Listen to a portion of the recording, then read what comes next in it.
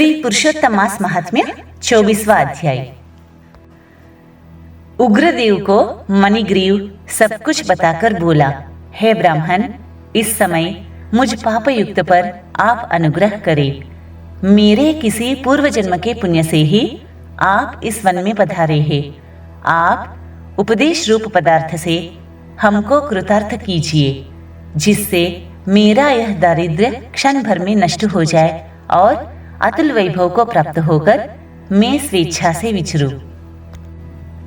उग्रदेव जी बोले, हे महाभाग, तुम कृतार्थ हुए।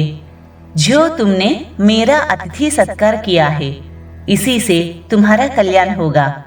बिना व्रत, बिना तीर्थ, बिना दान, बिना परिश्रम तेरा दारिद्र्य नष्ट हो जाएगा। ऐसा ही मैंने निश्चय किया है।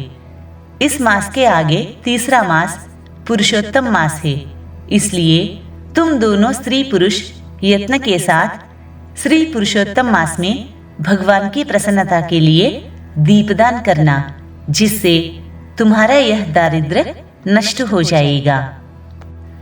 तिलों के तेल से दीपदान करना, ऐश्वर्य होने पर घी से करना।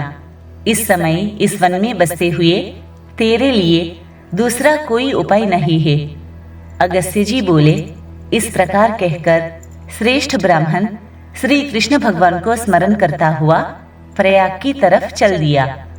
2 महीने व्यतीत होने पर जब श्री पुरुषोत्तम मास आया, तब गुरु भक्ति में तत्पर दोनों स्त्री पुरुष उस मार्ग में दीपक दान करने लगे। आलस्य रहित वे दोनों ऐश्वर्य के लिए इंगुदी के तेल से दीपक जलाने लगे और इसी प्रकार सारा पुरुषोत्तम मास बिताया।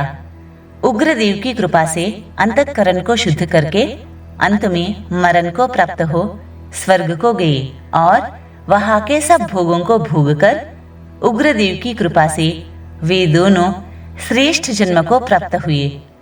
पूर्व जन्म में जो तुम मृगसिंहा में तत्पर थे और इस जन्म में वीरबाहु के पुत्र चित्रबाहु के नाम से विख्यात हुए। इस समय तेरे आधे अंग को हरने वाली जो तेरी स्त्री है, वह पति के पुण्य का आधा भाग लेती है। इंगुदी के तेल से श्री पुरुषोत्तम मास में दीपदान करने से तुझे अकंटक राज्य प्राप्त हुआ।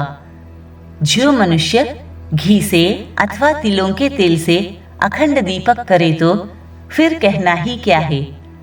पुरुषोत्तम मास के दीपक का ऐसा ही फल है, इसमें संशय नहीं है। उपवास आदिकों से पुरुषोत्तम मास का व्रत करे तो फिर कहना ही क्या है। वाल्मीकि जी बोले, इस प्रकार अगस्त्य जी राजा चित्रबाहु के पूर्व जन्म की कथा कहकर सत्कार को प्राप्त होकर आशीर्वाद देकर वहां से चले गए।